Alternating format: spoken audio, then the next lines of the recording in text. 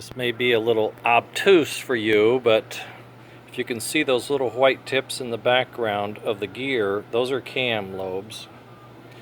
And they're supposed to rub on this little lever piece there, and that's the trigger or the switch. And it works great sitting here, but when I put it inside, what happens is this is a shroud to protect everything, and it kind of deflects a little bit when I put it in. And when it deflects, if you notice, it rocks the switch back and away, a little bit away from the trigger cam.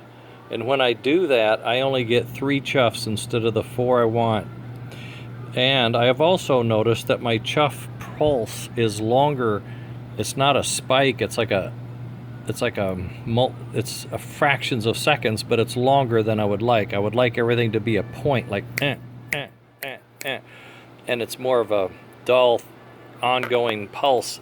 And what happens is the motor inside the smoke chamber runs longer than I want.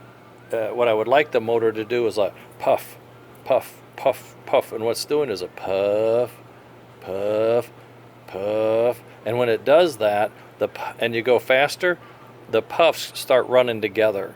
And what we want is a crisp, that's it. So I'm thinking the best thing I could do now is try to reshape the cams to be a point, and then maybe reposition the gear or the switch a little closer, or reposition this so that it won't deflect when I assemble it, and that way it won't push that gear back. But in any case, a little repair.